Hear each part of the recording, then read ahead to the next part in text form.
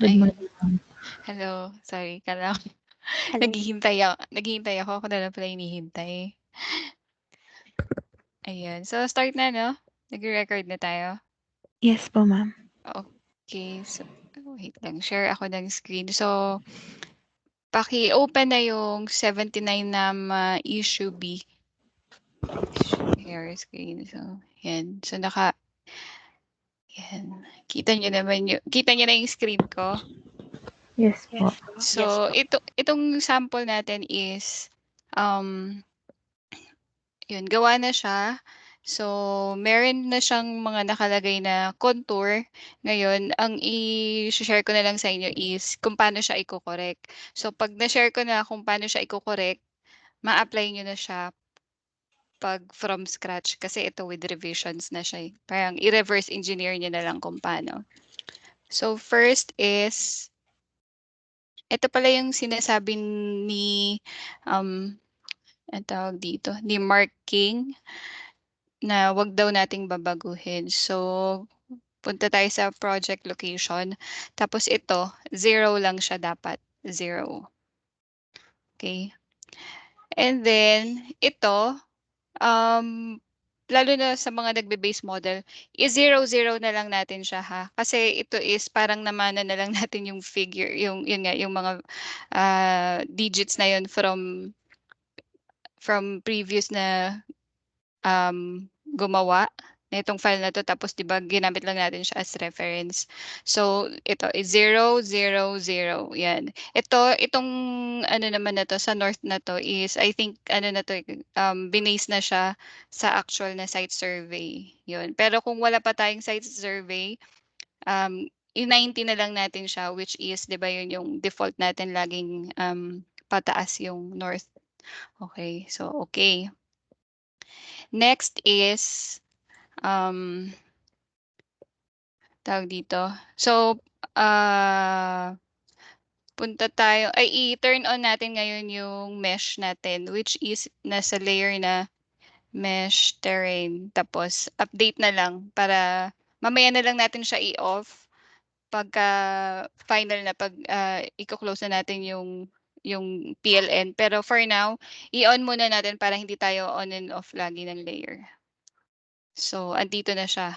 Ayan. Ito yung gusto kong palabasin.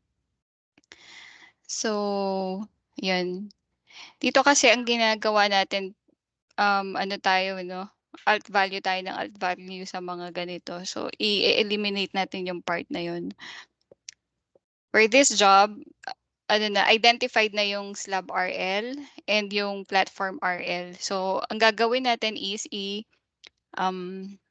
itatama na lang natin yung levels.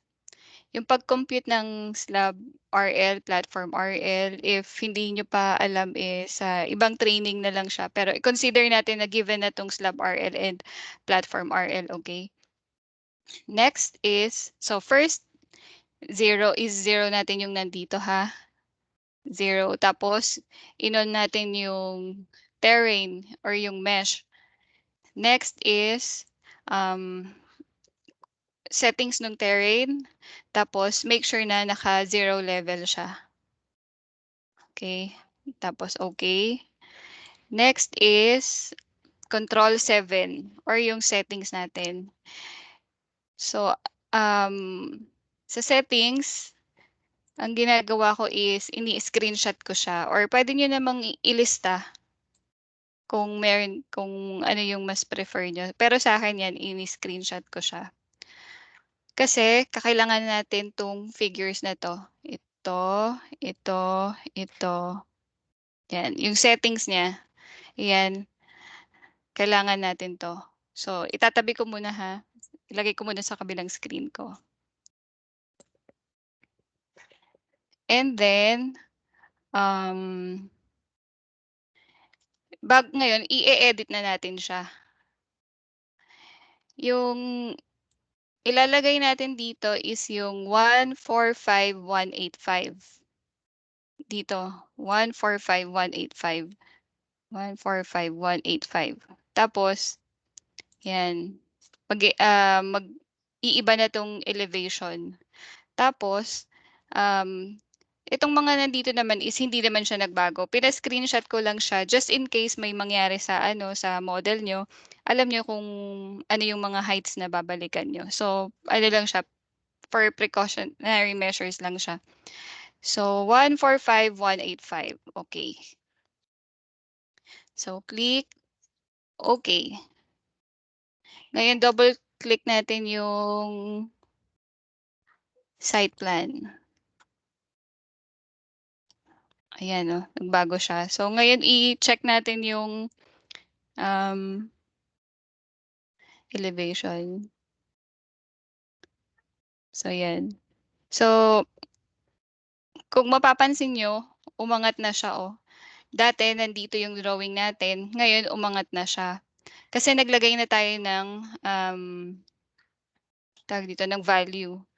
Check natin yung terrain. Mesh terrain. Ayun na siya. So, i-correct natin siya. Ito is 0. Oops. Sorry. Oh no. Ulit.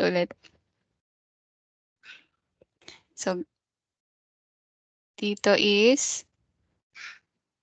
AHD. And then 0. Guys, kung alam niyo na yung kasunod, kung matutulungan niyo ako, tulungan niyo na ako ngayon. Ito is negative 147.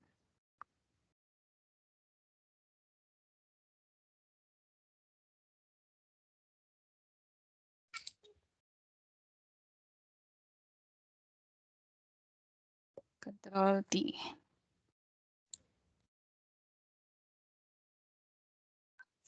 Yun, ganun siya. So, yung nangyari, guys, yung kanina, ito yung original settings natin, no? Ito yung una nating nilagay. Tapos, sea level. Ito lang yung alam ko na kailangan natin i-check. Kasi itong 147 na to is, ano na siya, yan yung una nating ikinabit. So, hindi na natin siya uh, din, uh, dodoktorin or i-amend. Ayun. So, ngayon check natin yung site plan.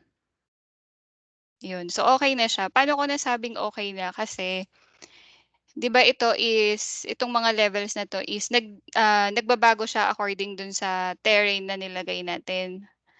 So, di ba kanina ito is parang nagbago siya to 200 plus, ganyan. Ngayon, i-check mo yung PDF. Yung PDF na yun is for reference lang. Yung PDF na sinasabi ko is yung sinubmit, yung ka-partner nito. Okay. So, ito siya. Itong corner na to na sample is 145,400. Tapos ito 143,996. Tapos check natin kung kapareho siya. 145,400, 143,996. So okay na yung levels niya, okay na yung mesh niya. So ayun, ganun lang yung pag-correct natin sa mesh. So ngayon punta tayo sa elevation. Yan. Pwede na nating i-update yung levels, yung yung layer combination ng elevation. So, turn off na natin yung mesh terrain. Turn off, update. Okay. Yan. So, ngayon, dahil naiwan to, ipapanik na natin siya. Ang ano ba yun? 145,185. Papanik natin siya ng 145,185. Tama ba? Ayun. Kasi yung mga 2Ds, naiwan siya sa baba. Ayun, oh. Ngayon, ipapanik lang natin siya. 145.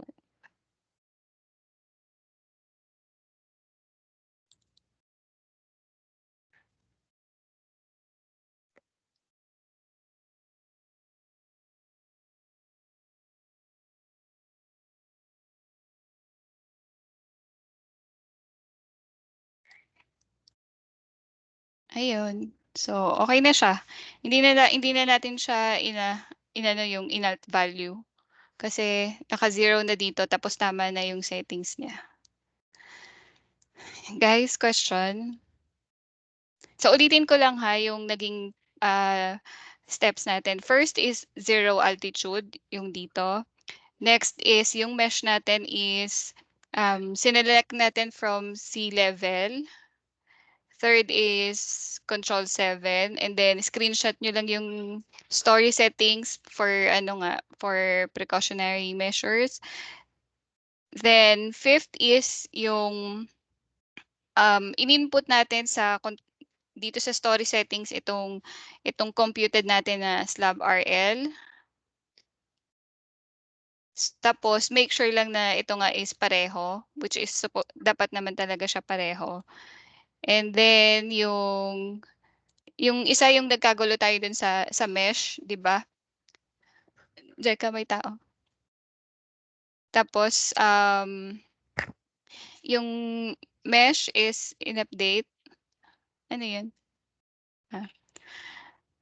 Yung mesh natin is in-update natin siya. Control 7. Wait lang, turn on ko muna yung mesh ulit.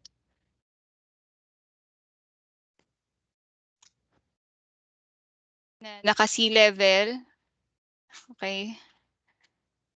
Tapos ito is same lang din. Tapos ang last na ginawa natin is minove natin yung mga 2D sa baba.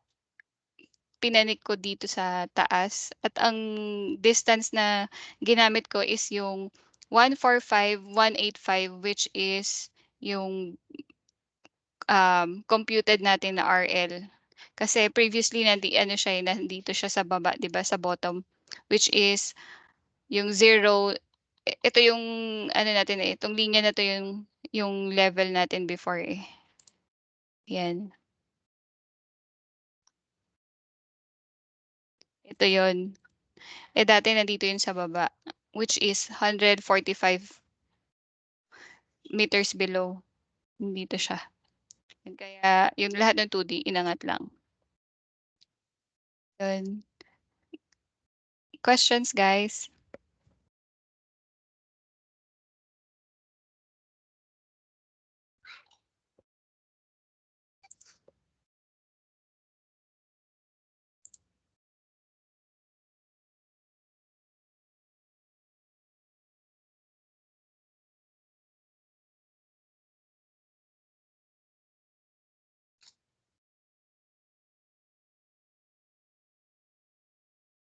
None? Okay. After, yeah. Yes, i-apply mo na siya. So, i-apply siya from current jobs onwards. Yes. Pero ito itong sinample ko, ito yung job mo eh. Ito yung pinagawa ko sa'yo ngayon. So, pwede mo siyang ano na siya, i-apply na. For ano naman, for kunyari, issue A, kunyari mag-uumpisa ka ng job, ikabit mo lang lahat 'di ba yung ilalagay mo muna yung contour, and then ilalagay mo yung mesh. So, makikita mo na yung mga nakatama na dapat yung levels 'no. So, 'pag ikaw mag-start, ikaw magdi-dictate na itong mga 'to. Okay. Tapos ngayon, dito 'di ba hindi mo pa naman 'to computed. So, maglalagay ka lang muna diyan ng estimate. Okay, mag-estimate ka lang muna kasi hindi pa siya nga computed. So, ayun nga. So, may contour ka na, may mesh ka na, tapos ilapat mo na siya sa block mo, dun sa house mo, yung nakaayos na siya, naka-setbacks, ganyan. Tapos, 'pag nilagay mo na yung levels dun sa mga corner, yan. Which is yun naman is product lang yun ng paggawa mo ng contour. So, 'pag tama yung gawa mo ng contour, dapat tama yung ano mo dito, yung levels mo dito. Saka ka ngayon magko-compute ng slab RL, platform RL mo. Yun. Tapos, yun. Ano na siya, pareho na siya nung sinabi ko kanina na mga instructions. Okay, guys. So, ngayon, 'di ba meron akong mga pina-open sa inyo na file, i-apply niyo siya ngayon. Try niyo gawin lahat ng sinabi ko. And then, sabihan niyo ako kung merong hindi naka-follow. Okay? Hello? Okay po, ma'am. Okay. So, nakita niyo kanina yung pag-edit natin ng levels is, 10 minutes lang siya almost. So, hintayin ko, gawin niyo na ngayon, i-actual niyo siya, i-edit niyo yung file na yun. Mag-ano muna ako magmu-mute muna ako ng hangga't tapos balikan ko kayo after 10 minutes, pero wag niyong i-hang. Bye. Mute mute muna ako. Bye po, ma'am.